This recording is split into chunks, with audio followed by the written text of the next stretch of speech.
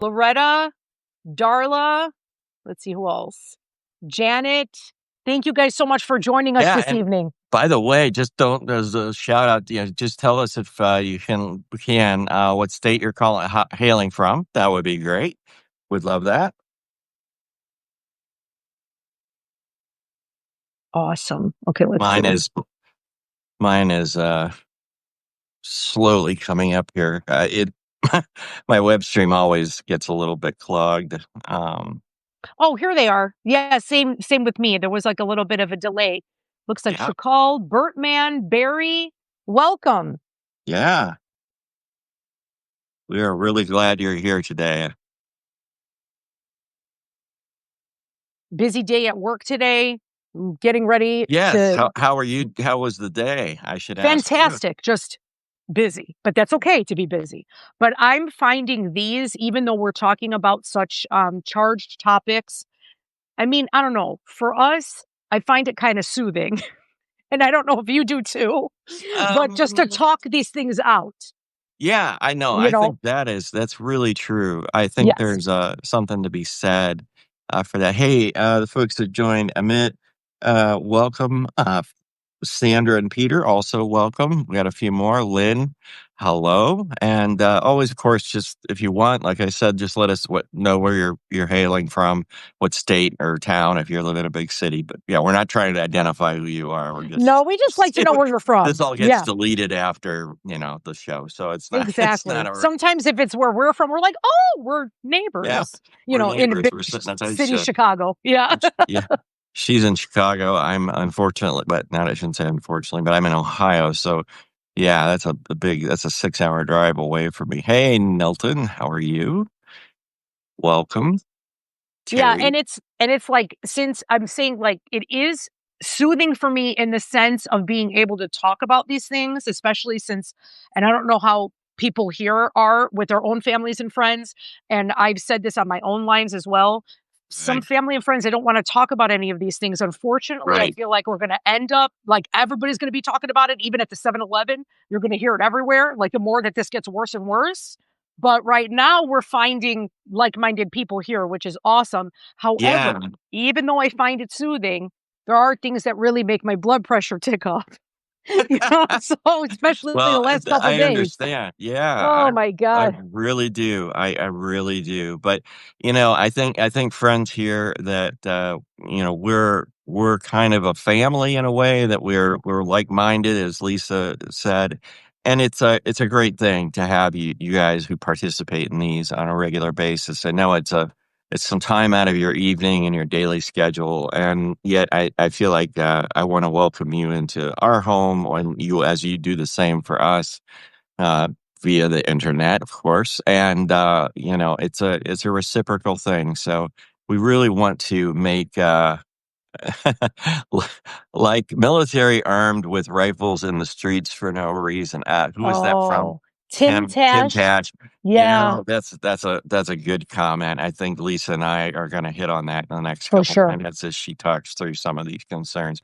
Right now, though, I just want to give everybody a chance to get in the door, because I know I heard reports earlier today that some streams were getting delayed because of some congestion issues on the network. Sometimes, just like humans, we get too much stuff going in one direction at the same time, and it causes some problems. So, I don't get worked up about that kind of stuff anymore. It's just like, let it happen. We'll deal with it as we go on. So, yeah, I think we're good. I think for now we can just get rolling. And hi, Linda. Hi, Linda. Welcome. I think we can just get rolling and maybe get into some of the concerns that we have, and let's talk through it. I do want to say before you start talking that the way we frame this is interesting, because if I frame it that my audience is the moderate, then I've failed, because I don't believe that we are all necessarily moderates. I know I spent most of my life being one when we get into that centrist moderate thing, believing one thing, but not really analyzing it in depth. And it took me a number of years to get to where I am now. So, it's not, friends, it's not a discussion that we're having to beat you over the head with by any means. It is a conversation that we want to have and pull questions out, that we can talk through the concerns and get them out on the table. It's like one of those just sort of, here we are, conversations. Let's have it and let's do it. And so from there, Lisa, what's on your mind? What are you thinking of at this point that Well, we can? I was saying that I loved your article today Oh, thank you. because I've had these conversations with people about moderates, and it has been also a topic on the independent media that I listen to. And my knee-jerk reaction when I first heard, it's actually from I've Had It podcast. Her name is Jennifer Welch, and then there's also Angie Oh, yeah. Sullivan. I I've love heard of them. it. I haven't watched it, but Yeah, yeah, they're I know. fantastic. So Yes. funny So I've and heard. relevant, yeah, oh my God, hilarious. But she went on a rant about moderates and how, because they always have this, the whole premise of their show is it's called I've Had It, and they always start out with things that they've had it with. So it could be anything. It could I think be I've watched the first part of this. LaCroix. So It could yes, be right. Combs, whatever. It's This anything. particular one was moderates, and this was for Jennifer Welch. And she's like, I just think that if you're a moderate, you are opening the door for right-wing nonsense and for their talking points to have like a platform. And Yep. at first, my knee-jerk response, I was just like, what? Because sometimes the extremes don't get you very far at all. Right. I mean, we've seen it happen. I mean, I personally believe that a lot of the stuff, I mean, there's a whole bunch of reasons why we're here in the last 10 years and all these things that have happened. I mean, to go through it, we would be here till this weekend if we went through everything. Right. But, right? Could do the But longest just, marathon of a yeah, for live real. ever on For Substack. real. So I feel like everything has backlash, right? So a lot of the uber woke stuff that started, in my opinion, to get ridiculous because of pandering. I feel like a lot of it was corporate pandering because they only care about money. So then they were doing that because that was the climate at that time with the cancel culture and all these things. Not Sure. that I'm solely blaming that, but it does have a hand.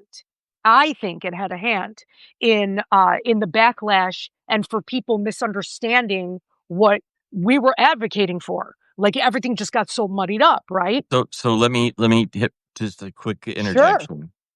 The first interjection is, who's the we in that statement? Is that we, the collective progressive slash liberals? Yes, is that correct? Yes. Okay. Yes. And Yes. then the other part was in terms of um, the marketing, right? Are Yeah. you, one thing that I've always done and look at is that marketing has a job, right? They have to sell product. That's their, or services, one or the other, right? They have that position, that responsibility to do that. So they use a lot and have for decades and decades, lots of what we would call in politics propaganda. It's Oh, it's a yeah. lot of sales pitch stuff, right? So that's kind of like saying, well, I expect marketing. And I'm asking you, do you expect the marketing to be any different about this over the top woke No, thing, or is it just realistic for the culture we live in? I'm just saying that it starts to get muddied because that's actually a really good question because with corporate, because we already know that all they care about is their finances and people to purchase their product. And but the problem is whatever propaganda they are spouting could be very dangerous, especially in the climate that we're in now. They don't care because they want to make their money. So they don't have a responsibility. Bud I'm not Light. saying they Two have. words, Yeah, Bud Light. I'm not Sorry. saying they have a responsibility, but the way that people in in society start to interpret these messages, like the Sydney Sweeney thing. That's a perfect example. The whole thing that Sure. happened with the jet. So they ended up doing it. People were like, "Oh, it was just an innocent pun." Yeah, yeah, it is. But consider the climate. and consider where we are, consider the propaganda coming out from this administration, consider, so like you're looking at all of that. The corporations are always going to do what makes them money. And I've got to give you an honest male perspective on that, because I'm not going to mince any words here. Anything anything subliminal in that ad, by the way, to a guy, to a regular cis, guy, heterosexual, I can guarantee you it got blown out of my brain. It was just like, and what was what? Jeans? Yeah, she's wearing jeans. I got it. Right. That's what happened in the total sum of the 2 brain cells I had engaged in that particular commercial, by the way. Right. But I'm a guy, and that's what I'm programmed to notice. And yeah, they got me. Okay, I'm just gonna say my wife will throw a baseball at my head at any moment. So, but no, I'm just kidding. I'm kidding. We love each other. We don't do that. Of course. But yes. But I was even thinking, I was like, no, she's super pretty. I mean, I totally have a crush on her. I remember I watched her in oh my God, what was the show that she was in with Zendaya? It was Euphoria. That's what it was. Okay. And I think it was on Showtime. And I loved it. It was just, it was the really, Handmaid's Tale you were going to go for there, but no. Oh yeah, no. But yeah, no, it has nothing to do with her at all. I'm just talking about the messaging and the climate that it's in. It's just kind of, the corporation, in my opinion, doesn't necessarily have a responsibility, because they're just there to market, like you said, and make money. However, it is going to cause issues, and it could be dangerous, especially now in this, day and age. So then what is going to happen? Then there's also then people start to fight each other, like we always talk all the time, and lose sight of who, in my opinion, the enemy really is, which is the oligarchs, we've been talking about this since the beginning of our podcast. Yeah. Since the 60s, that has been this slow moving coup, right? Sure. So that, and then the backlash comes from that fighting within the citizenry. Yeah. The third estate fighting with each other. Division strategy, right? It's like, and they use it. If we're fighting each other, we're not fighting them. Totally. So, right? And they want it that way, obviously, because absolutely. And then also for our votes, all of these things. So now in terms of that, that is what I was talking about with the relation to the moderates, because I always think of that as being extreme, like ultra left or ultra right wing. And you have these extreme positions that can cause these major backlashes. So that's basically what Jen Welch was talking about. And she was just like, the only way, like, look at, Mamdani overwhelmingly won the nomination, the Democratic nomination in New York. And, that's like a big sign. And it is, I agree with that. But at the same time, I just had this knee-jerk reaction about, this moderate, this mindset of hers to do away with all things moderate, and we have to, peg even more to the left. Now, in your article, because this is another thing too, I remember growing up, and even up until recently, many people would ascertain, they claim that most of the country is moderate. Yes. That's what I always heard. Most of the country's moderate. Right. So that is what I was thinking about while you were talking. Well, I was reading your article. Sure. But you did say that the moderates through history, and these are the things that stuck out to me, that they halt progress, they cause gridlock, and they pass milquetoast policies because of their compromises. I mean, it makes sense because that does happen.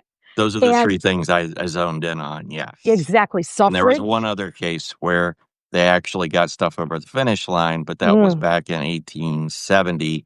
And then another time, I think in the 1890s with Wyoming, if I remember correctly on my stats, I could pull it up. But okay. I understand. Yeah, I mean, there have been cases of moderates actually doing some good in the world. And that's an important point only in the sense that you have to understand that around those moderates were a majority of people who agreed with them on the left, or in one case on the right. So they were already joining a very loud, very established party that was they were basically saying, oh, because you're saying this the loudest and screaming this the loudest, we're gonna go your way. And that's how that became the wrapper, if you will, around the Right. moderates, Interesting. I gotta look at that position. because that's interesting because what we're talking about here now in terms of suffrage and civil rights, which you Yes. highlighted, Mhm. and that those are things that there was a certain contingent of people really did not want to happen. Right. So that Absolutely. Oh my right. gosh, yes. Yes. So of course the moderates could actually, from what I gathered from your article, would end up doing more harm than good, or could do, Right. more harm than good with the delays and, the like throwing sand in the gears of Yes. progress. So Right. that's what I got. So that was interesting. And then the other point, which I'm sure you'll talk about too, I really liked was the independent revolutionary Democrats, like Pritzker, my guy, my Mhm. governor, thank God. I just heard Yes. that he might be, and I hope he's running for a third term because I can't picture anybody else being there. Because my sister was all freaking out. She's like, Yeah. "If he goes, what are we Yeah. gonna do?" And I was like, "All right, calm down," because they're talking about maybe he's gonna run for third term because That it's allowed. Yeah. that's a bring everybody together, just get a group hug going, and Yes. let's cross that bridge at the time we need to. He Exactly. may be needed and called on, who knows, at a Right. higher True. office, right? That So, is true. And I'm yes. sure they probably have people that they already have in mind as a successor Sure. already, I'm sure. Sure. But yeah, so AOC, you mentioned Chris Murphy, people like that. So, and you could tell the difference in their leadership, and it is breaking with convention, especially, Yes. the past 30 years for sure. Like, you wanna talk about milquetoast and all of the, like, passive, democratic, Yeah. unfortunately, because I always see them, at least now it seems to be turning the tide, as the ones that always wanted to play by the rules and not break with decorum and make sure that they keep things traditional, and then the right is just, like, going, like, hog wild, just Right. do not care, completely shameless. Right. And so that's a very true situation. We've gotta stop showing up at labeled gunfights or rugby matches or whatever sports analogy I'd like to throw in, or a duel with, they've got a machine gun that they bought, that the NRA gave them as a complimentary gift for their participation. And we're showing up with, chopsticks going, I can, move them. I can do things. Watch, this is cool, and doilies and teacups. Now, that's an oversimplification, and I know I'm not being fair to a lot of the Democrats, and I don't wanna turn off our audience to the idea that I'm in some way negative to Democrats all around. That this is not a case. This is a time that is, I'll say it again later, it's very unique in our history, and it is, has a lot of elements that we've never had to contend with before. So for those reasons, right, we have to think and position ourselves a little bit differently.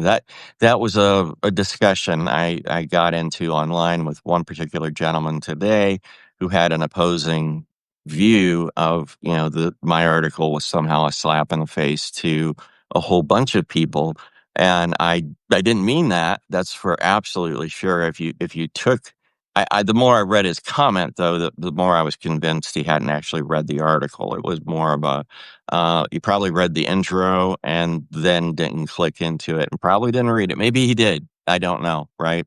I've stopped the conversation back and forth with it, but sent me a big meme that was a picture I could put on my refrigerator. It was so huge that said, you choose platform positions, not parties. And yes, okay, there are times when that is true. And, yes, okay, the world of operating in grayscale instead of black and white is what I will tell you.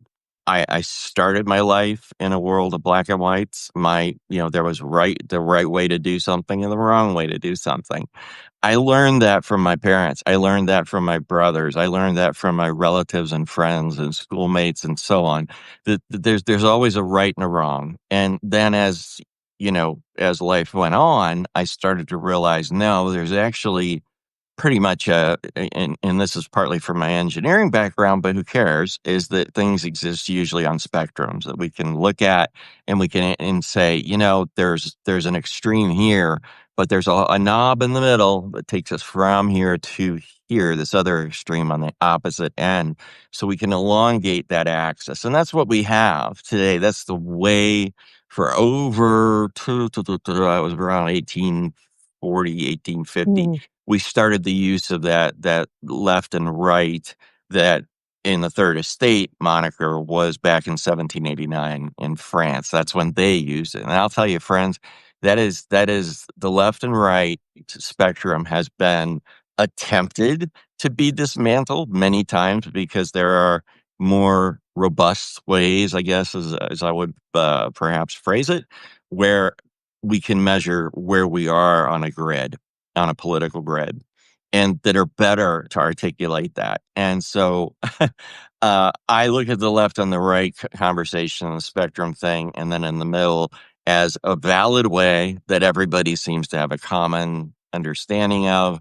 And so for that reason, they're able to, hey, bring it in here. I'll consider it. And I really do think I'm trying to replay some of what you had commented on to hook into it. But I really think, first of all, that it requires an understanding of everything existing in that state of gray a little bit. And, there's the darker over here and the lighter over here, right? But it really doesn't matter. You can flip them around. I don't really care. You can use blue and on one side and red on the other. That's fine. We do that too. But the idea is that when you sit in the center, you do this, you go through an actual set of fallacies to get there. And that's what I want to drive home to, first of all, our audience, that I'm not preaching or teaching a way to look that, says you shouldn't be moderate. I'm saying, here's why moderate doesn't work. And I mean that in a structural sense, because it's not that I'm judging you that if you are a moderate, wow, I'm hoping I didn't anger half of our viewer base today, right? I'm like, to the point they just left. But I'm saying that that as we look at the thing, it's more important to understand how we fit in to understanding it ourselves so we can talk to others, communicate with others about it. So being a moderate does cross some logical fallacies, right? The person I was engaged with, for example, was engaged in some false equivalency, some other things around left and right. When he says you can pick a platform, or you can pick a line item in a policy, and you can say that's the thing I vote for. When I tie that off to, let me give you an example so we can speak in concrete terms. If I were hypothetically a transgender person who was transitioning to, let's say a woman, and I was looking to vote, and I was a centrist, I was a moderate, and I wanted to express myself based on what I believe to be true. And if, let's say, I've got three key votes I need to make. One is the president of the United States. One is a congressional senator, and the other one is a congressional House representative. Now, those are my three possible votes. I can vote Democratic or Republican Party on either one. I can do that for each one of the three in the columns as far as which category of leadership in the federal government they have. But here's the thing: if I'm trans person, but I also just don't happen to like migrants, the way we deal with migrants is not satisfactory to me. And so, Trump says some pretty good things about that. We need to ramp up our efforts and make them more visible. And so I say, I think for Trump, I'm just going to vote because he's already a businessman. He's just going to do his thing there. And you know what? I'm really about getting this immigration thing under control. But my second person I vote for is my House representative. And that person, let's say she's a a kindergarten teacher for the first time and coming and running for the first time. I really like her. She really connects with me emotionally. I choose her based on the fact that she seems authentic and real, which who of us have not done that? We've looked at people and go, wow, I get this guy and he gets me. All right. In this case, it would be a gal. And I say, you know what? She's a Republican, but she's also, really, really, really good at connecting with me. And she's going to serve on for example, a military committee. And she's going to get assigned to that committee when the Congress convenes. And she knows zero about that. So I haven't connected that dot yet in my vote, but I'm going to vote for her anyway, and she wins. Okay, in all three cases, whatever I vote for wins. By the way, in this example, in my final cases, it's my Sherrod Brown in Ohio case. For any of the Ohio folks out there, I'm going to vote for this Democrat who's got a ton of experience. Who's got somebody there that really knows what he's doing. He knows how to navigate government, and he's also very pro-trans. I mean, he's out of my house. He's not in that. So I cast all those votes as a moderate, right? Suddenly they all get elected. Trump then turns right around on me 180 degrees. And where he was saying 8 weeks ago before this election that he knew nothing of Project 2025, he's now issuing executive orders to ban transgender from almost everything: medical care, the military, everywhere you can think of. Trans, cancel it. And wow, all of a sudden, my thing about immigration that I thought was true and going to happen, that may happen, but wow, I've got a bigger problem. And so do you see how this works? It's like, okay, I voted for Republican over here and Republican over here. What I ended up with was parties that got elected, not people, right? And this is, if I could just interject really You quickly, may this is certainly interject. I need a drink of water. Yeah. Okay. Good. Yeah. No, but that's exactly why, because you were talking about, the reactions that you got from your article. But I really liked your article because it made me think of, like those big instances that you mentioned: suffrage, civil rights, like we just talked about a few minutes ago. But I had that same knee-jerk response when Jennifer Welch said that. I was like, wait a minute, what the hell is she talking about? Like, how is it, now maybe at some other point in time, not right now where we are, because of how extreme everything has gotten, maybe that's the reason why it won't work. Because during those times, during suffrage, during civil rights, those were also very heated, extreme times. Yeah. So right now, we don't really have like this medium or the luxury to be in the middle. That's exactly the point, right? Yes. The currency of our time is in extreme, right? We are in an extreme moment. And what I wanted to nail into this conversation in my article today was it goes back to my favorite guy, not favorite, but one of my many favorites, that is Mehdi Hassan, right? Oh yeah, I love him. His catchphrase is, "I don't debate fascists. I just simply don't." And why? It's the logic behind the why that is what's important here, friends. It is the logic of these people are not here to debate you. They have one answer. It is their way or no way at all. There's no compromise. There's no line that says, if we talk for long enough, eventually they're going to come over to my way of thinking, or I may come over a little bit towards their way of thinking. That is not what this game is about. This is a do this or get lost. And if you don't believe me, I've got a boatload of clips of videos I can show you of our Secretary of Defense and our President of the United States saying equivalency exactly that set of lines, those words, those nouns, those verbs, those adverbs.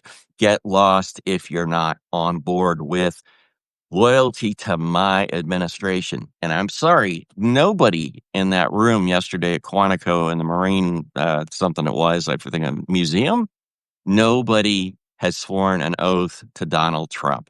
Everybody had sworn an oath to the Constitution of the United States. And that's where it gets really crystal clear that we've got to get these people out.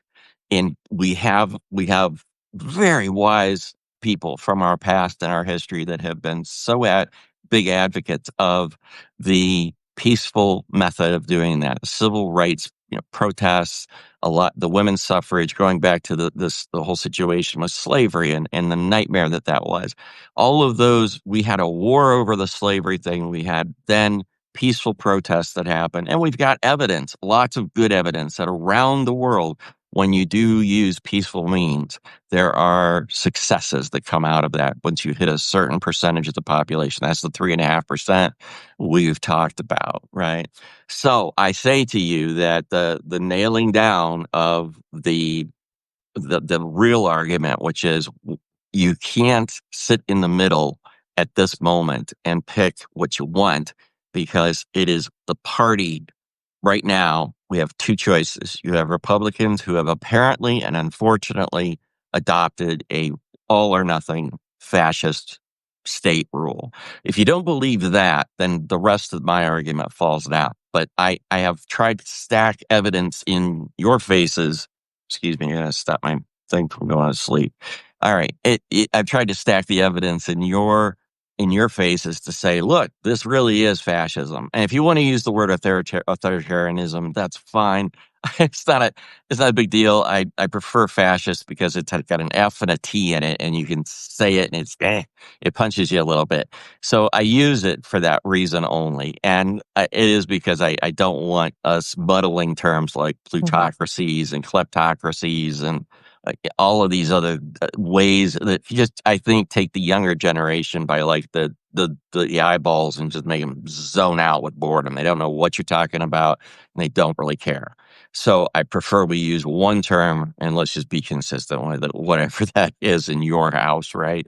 So that's really the whole point. Yeah. So I wanted to touch on that it really is about the moment in time that we live in. It is about the fact that we all know the Democratic Party has its suck points. It really does. We are not proposing that. And you said it, and you quoted me, Lisa, as having said, look, I'm for the JB Pritzkers. I'm for the folks that are, Gavin Newsom, AOC, and all those. Those are really super.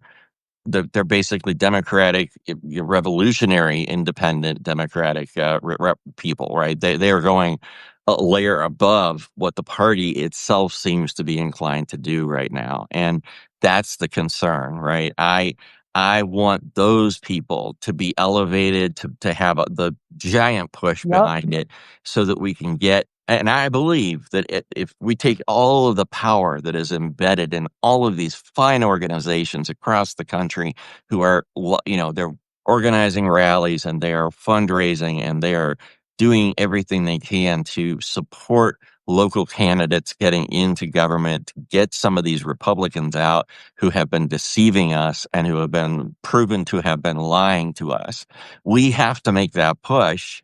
And I think there's what I would call the overtaking of the Democratic Party that exists today with that next version of it, right? And that's doable, and that's doable when you start talking about throwing in bigger amounts of money and bigger amounts of manpower and woman power, and I think people power. That's generally the whole idea of where I'm going, because we need to be united in a front to achieve a goal. It's if you work your way backwards from it, you say, I want to get here, which is where we've overtaken Congress in 2026 and put this machine of fascism to a halt. We've thrown all the sand, the wrenches, the gears, the every bit of the rock on the ground that we could pick up and throw into the fascism machine. We've done that. And then in 2028, we unequivocally like resist anything that would possibly cause us to have martial law in place or elections not to happen, and blow right through that. That would be the ideal thing. That requires united front, not selective picking, cherry picking it's a cherry picking fallacy, basically, that you can do that. You can't. We have to get behind. That's why I also say simplifying the Democratic message is so important, because we can't we cannot be, and I think you said it too earlier, we cannot be having these long late night discussions, I'll call it, around how woke or what, level of woke or degrees of woke or whatever. We can't be debating the margin stuff, we're the edge cases. We've got to be dead cent in within the party in its own message and its core. And I think that would help. I think that would get us a lot farther, a lot faster if we were able to show that we can do that. And friends, this is not a high preachy conversation. This is a down to earth, when we talk to our friends, we've got to say, look, let's consider your point of view here and realize that at the end of the day, if you're riding on that middle rail and not siding with the Democrats, you are by default handing the government of the United States over to a fascist regime. And here's why. If you don't believe them, play the clips I sent on my article this morning. Watch Donald Trump tell the Christian Coalition, you only need to vote for me one more time. This is pre-2024. It'll be the last time you need to vote. He made his intention, and he was emphatic. He wasn't on one of his brain fart things. He was saying it dead conscious, dead serious. Listen to Hegseth's speech yesterday. Listen to, if you can even stomach it, some of the clips from Trump's speech yesterday. This is generous. He wants them loyal to him. In fact, today I just saw it in the breaking news section. I just saw it come out that Hegseth is now rolling out the lie detectors and the non-disclosure agreements and all of these things for these top brass to keep their mouths shut and to intimidate them into silence. And that's fascism, friends. That's fascism. And one thing I just wanted to interject before we get into this, because this is very important. I just wanted to highlight a comment made a little bit ago. I stopped it right here, so I have it, from Tim Tash. And you just made a comment about not arguing about the fringe stuff, the woke stuff, but obviously this is what always takes up people's attention. And what I meant about the corporations, that they only care about their financials and they only care about selling their product, and they don't, and to hell with the state of the world and the state of democracy. That is not their concern. And I was talking specifically about how corporations, they, what's the word I'm looking for? They're pandering. They were pandering to people that they thought were I was reading my screen. No. Go ahead. Yeah, no, that's okay. They, are pandering to people, so they could come and support them, buy their product, whatever. And now that we have switched over into this administration, because Tim says while we were talking about that, the problem is corporations capitulate to the president to avoid litigation before they are even threatened. Yes, because corporations change with the tide. They don't care about the health of a democracy. They don't care about the state of the citizenry. They only care about their bottom line. So at this point, of course, they're afraid of litigation. And to me, that's not surprising at all. And that's something that I believe should really be in people's awareness, is that they will literally destroy the world for their profit. That has to be always at the forefront of your mind. No matter what, this whole thing with the privatization, just really quickly, because this was just made me think of, because I was reading yesterday that Trump apparently is saying that he made a deal with Pfizer, and now they have the Trump website. That. Okay. So because their whole thing is privatization and, the private company. Whenever there's a private company involved, when has the middle class ever made out well with that? Never. Well, I think the only time was when Biden negotiated the insulin price reduction. But that was also because it was the government that was involved. He is trying to be we're going to let the private company do it, because it's all about just privatization, because out of the goodness of their hearts, they're going to take care of everybody. Get out of here. So that is that type of mentality. So to me, as long as it's a well-regulated capitalist system, like how they have in the Nordic countries, we see the evidence that works there. But there are regulations from the government body. Right. It's So not haphazard, just running roughshod. yeah. And what I want to do to bring kind of the audience back into the conversation a little bit more is emphasize something that I'm actually implying but not directly stating. And that direct statement is this: nobody we know wants to vote for either party in a lot of cases that's sitting in that middle, because that's too wild over here on the left. And sorry, I'm hopefully doing this from the right direction that you would see it, but it's also fascist from the right. Yep. And so that, yes, we understand. So what's the solution? And the solution is, friends, I really believe that it's not about the literal legal challenges to creating another party are so high that it is a threshold we will never, ever get to. It is why these other small parties in every election have some double, single, not even single digit turnout.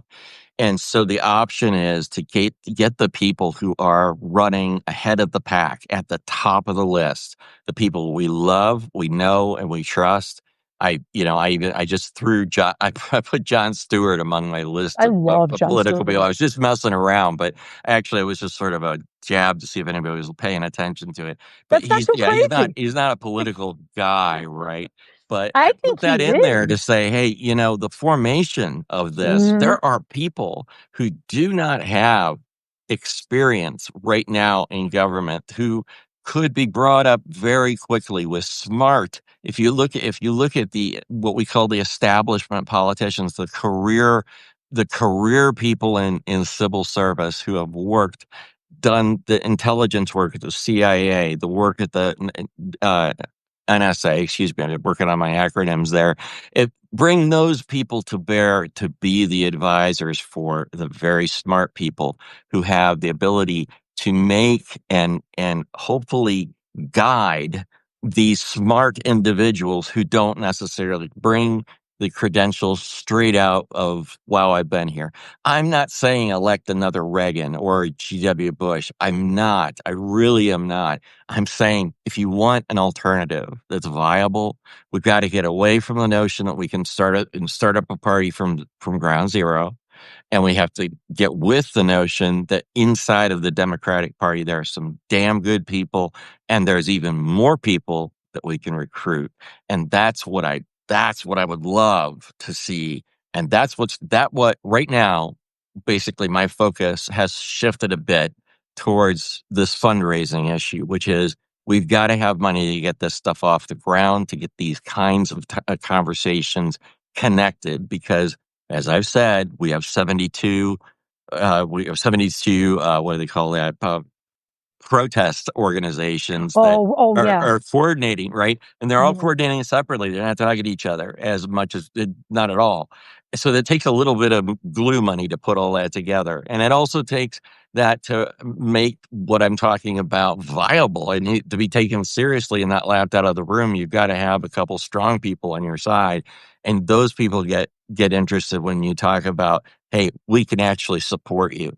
And so that's where the fundraising comment that I made that I said I would talk about later comes from. And friends, it's not to take people's money and grift or anything. No, it's not at all about that. It's about enabling in this world, we need money to advertise, we need money to communicate, we need money. It's basically, I can simplify it even farther.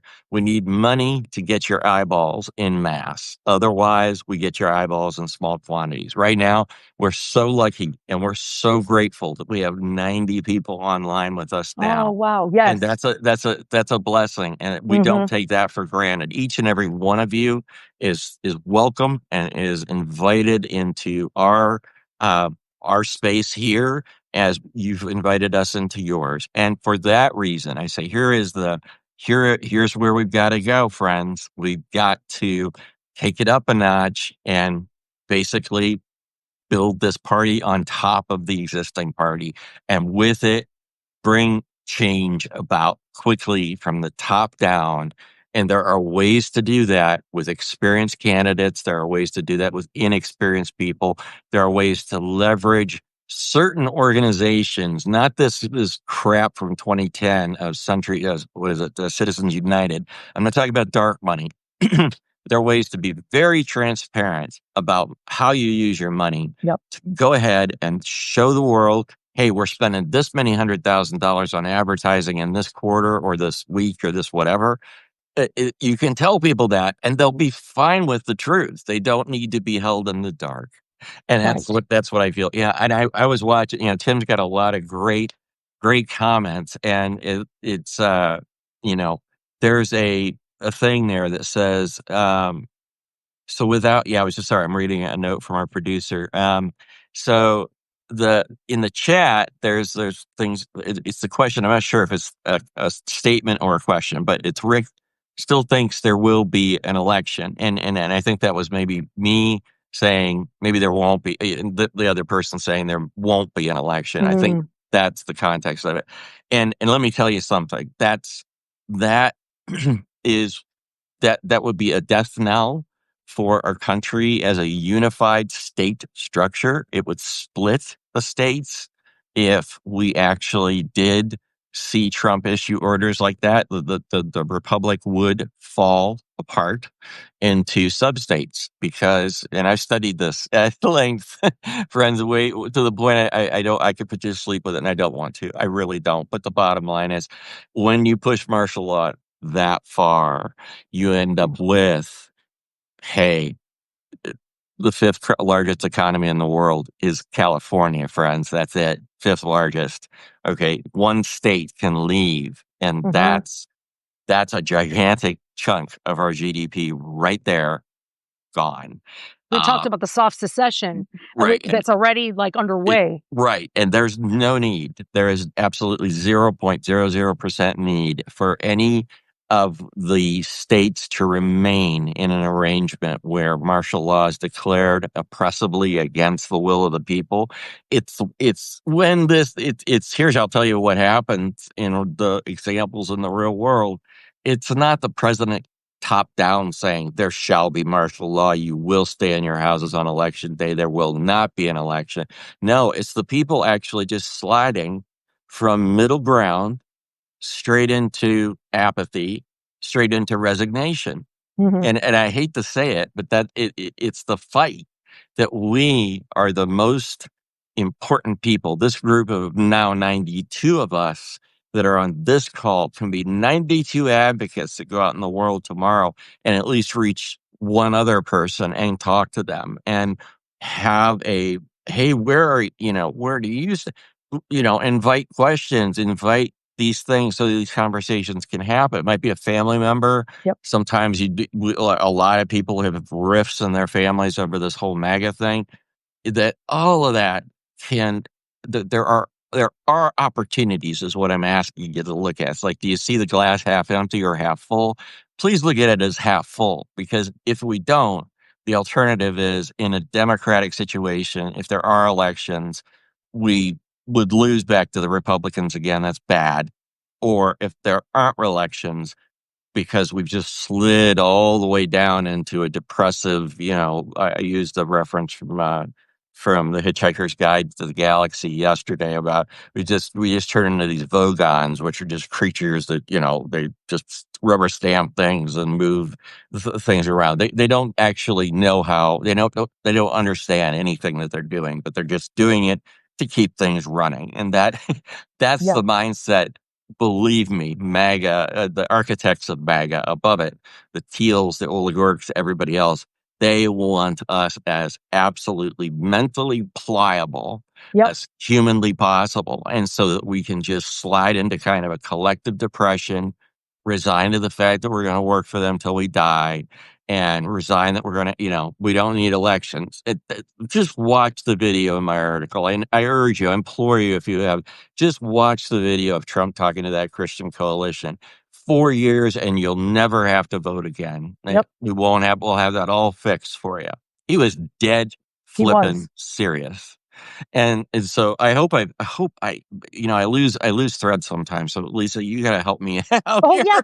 Did I get, as I went through the explanation, I hope I tried to put it together for everybody to help understand how, there could be martial law, but we'll deal with that. If that starts to Yeah, look like it's gonna happen, we're gonna talk about it. We're not gonna, like, happily go down this path and totally. hope for the best. We Totally. can't. But Because right now, all of us, we have in our mind, I mean, we're very worried. We're very worried about so many different things, especially now with this government shutdown that just happened. right. And, the Affordable Care Act, subsidies ending and how that's going to affect everybody. It's not only going to affect the people that are in the ACA that are Right. receiving these subsidies, it's going to be like a domino effect. So people are worried about that. And it's Yeah, legitimate. It's legitimate to have these worries. sure. And me personally, I feel comfort in, talking about these things. And, like, as a matter of fact, I totally had like this enlightened moment when I was reading your article and I have these things all the time when I'm reading other people's content, watching a video or what have you. And that actually helps to form solutions or at least on the road to a solution or a strategy to how to cope and deal Right. with all of this insanity. As so in terms of martial law, that's the same type of a thing. I mean, our country, especially us, we've never been through anything like this.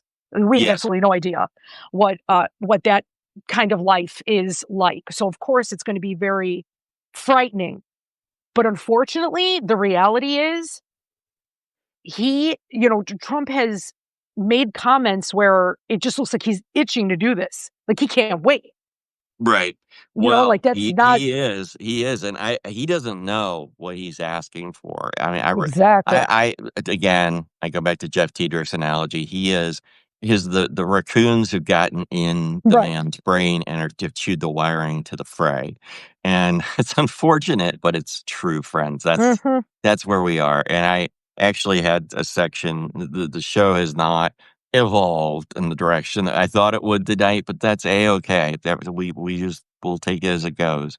But Tim, Tim Tash, I love as I Yeah. scan through really quickly. My producer sometimes will just pick out one person's comments and let me condense them and or let me see them. And Tim, I think you've got some of the most spot on points that I want to just express my gratitude to you to say, look, these are things, right, that we need. So and also Nora, I think in left, oh yes, Yep. lefty prof, right? For us down here, it's a matter of life and death for the people we love. And that, my friends, that's what matters, right? Yeah. It's like, do we want to sit around and argue whether moderate is better than left versus right? No, hell no. And I'm ready to turn on my swear machine right now and go at it. But the answer is, my friends, no. We back it down, look at it objectively, and we go, hey, you know what? In order for me to get my goal, which is to keep my family protected, I Yeah. have to fight for these things this way. And this way means I can't sit in the middle. I can't let those around me sit in the middle. We need as many votes collected on one side of the ballot as we possibly can. And even if that's really, really imperfect and it makes us itch on some things and it makes us just want to on others, that's fine. I get it. But we've got to overthrow this regime. And we don't have any time left. We're already too late. And I Right. mean, meaning we needed to start yesterday. That's all I meant by that. That was not a clickbaity type of, Oh, no. bait you And thing.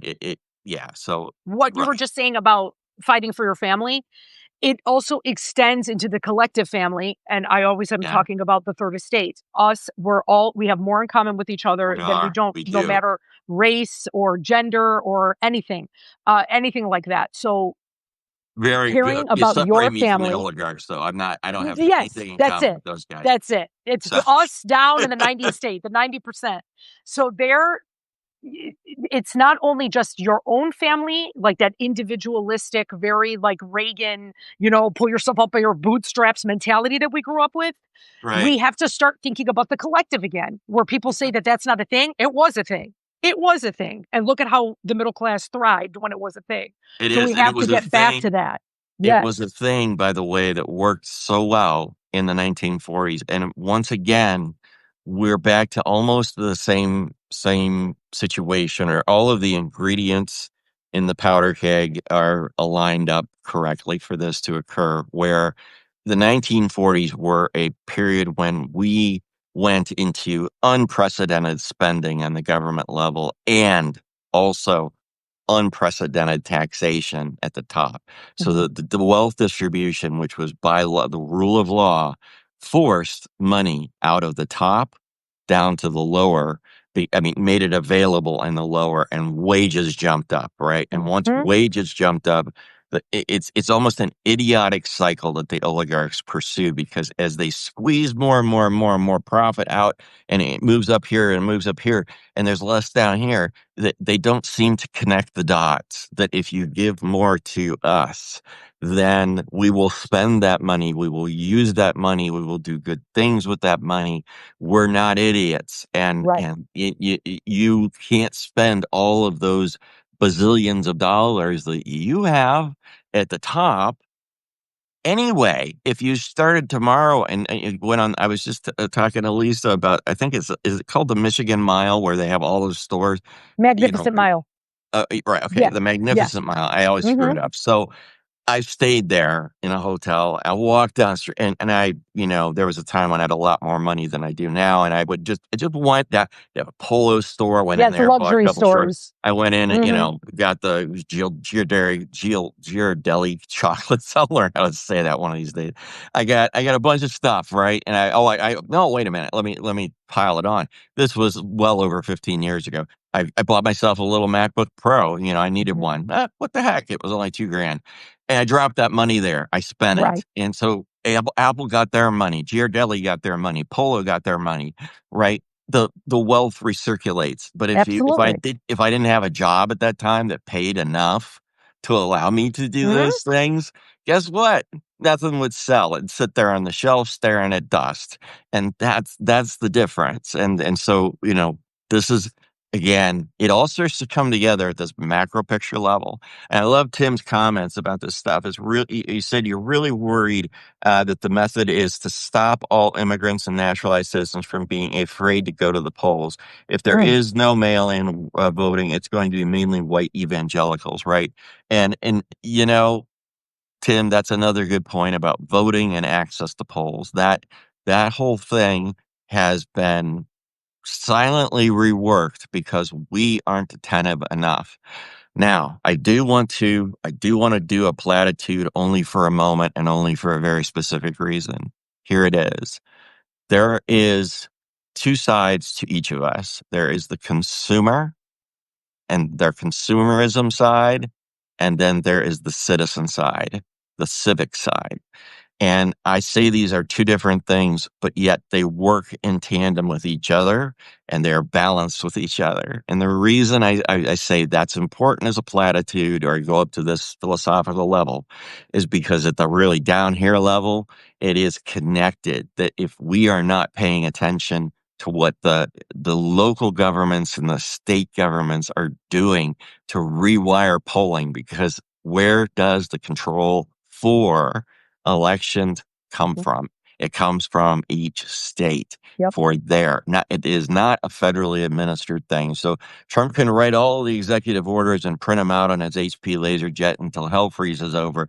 But that doesn't change the law, at least yet today, that the states will never give away that right, by the way, but for lots of reasons. But that the big one again is our civic attention span big enough? Our consumer attention span has gotten a lot bigger over the last decade or so, with the advent of all the targeted advertising, all the precision and optics and tools that are designed to crawl inside your eyeballs and keep them just glued to the phone that you have all day long. And that is the thing there. But over here, there's a big missing gap. And now when I talked about fundraising, it would be great to put an app on this side of the world, of the civic side. It says, here's all the stuff your local government's doing, guys. Check it out. If you don't like it, here's what you here's what your next steps are. And that app requires money to build. It requires people. They're going to work for free, right? I mean, we can't do this with volunteer labor, right? I'm a smart guy, I know how to program, but I can write apps. If I stopped everything else I was doing and focused on nothing but that, I might get it done by the year 2035. But that's not how you do it, right? You don't want me programming anymore. I'm too old and, whatever. My wiring's been chewed up by raccoons. So in I that doubt department, it. nah, I'm just making fun of myself. So friends, it is an invitation to say, look, there is hope. There is hope because we can do things a different way. We can choose to take these frontline, independent, I'll call them revolutionary Democrats or IDRs, like I did in the article, and move them ahead and propel them forward with tools like apps, tools like the technology that balances our consumerism with our civics. And when we bring those two powers together, I think we are almost unstoppable. There will be no need for Trump to the generals I saw today, and I was going to talk about this, but we're way over time and we need to wrap it up. The generals I saw today, they were like, I have never, it was just, I'm beyond speechless at how profane, how illegal, how awful every bit of every word that came out of Trump's mouth and Hex's mouth yesterday was. Those guys I don't believe this, guys. They're not going to turn on their civilian friends and say, you're it, bang, and blow us up. They'll defy it. They're under a constitutional obligation to disobey illegal orders. And so for that reason, it is a huge, huge, huge no, no, no, we're not going to do it. I haven't heard one general so much as make a peep at looking at his peers, even around where he's like, oh, well, yeah, Trump's great. We love it. I love the still. Did you see the still, the Yes. photograph with the expressions on their faces? Yes. I want that also on somebody did a velvet. deeper analysis. Sorry to interrupt you. Deeper analysis where they circled their faces individually in yellow pen. Did you see that? No. Anyway, it was like stages of there was some psychiatric face reader type of thing. And she like the said micro that expressions. you could look at you could look at these and each see the level of defiance. And I gotta there were look at yellow that. circles everywhere in this crowd. Wow. Lisa, I was blown away. I can't wait to see that. Yeah, and it was unfortunately, it was like hand-drawn circles, and it was so I couldn't and I wouldn't be able to tell you who the I'm sure generals somebody's are gonna make a anyway. video about it. Yeah, okay. And with the analysis, and I'm gonna That's be all great. over that. Yeah. I am too. You can count me in there. So, thank you guys so much. I have to say, because I've been looking, we're going to get the comments afterwards, and I really want to read everything. But from the ones that I have seen, Frederick Pogue is here. Hi, Frederick. I watch you all the time on Gen Xy. I watch you on Banner and Backbone. Oh. Let's see. Yeah, Lefty Prof, Nora, and Tim Tash. I've seen a lot of your comments, and thank you so much for being so active in the chat. Everybody else, because I'm sure I'm missing some people, but like I said, I want to read them after. And and then we should probably start like coming up with some things in the next podcast, and maybe we could even highlight some questions maybe we could answer for a few minutes. Maybe that's what we could start doing. Yeah. And, there was a comment. I'm so sorry. I have to grab this while you guys are all still here. One quick moment. Okay, sure. It's going to freeze up on me here, of course, but it was this, Michael. I want to call out to you. I totally understand your point about. I think you mislabeled moderates. I'm speaking what he wrote. I've been a Democratic moderate most of my life. I'm not sitting up on any fence vis-a-vis Trump or Johnson, Thune, Supreme Court, but we need those who have thought of themselves as moderate Republicans who have never voted. And you're right about the lingo that I'm using, right, about the semantics, because I do need to find better words, and I'm sure they're there. But just to let you know, I didn't do it thoughtlessly. I spent a couple of weeks thinking about it. I mulled over that word, moderate. I thought that's the best way to grab most people's attention, because most people will look at it and go, I get it. And every other term that I tried to push it out of there. So I would appreciate, and in return, I would appreciate your thoughts on what better words I could use because boy, anytime I can improve, I have zero ego on the, doing it better platform. I am always about that. So I want to thank you guys. Thank you, Lisa, and Thank you, Rick. what a wonderful podcast. Thanks Yeah, so this much was for everything. excellent. Thank you Yes. so much, you guys. All right. We'll see you later. Take care. Bye now.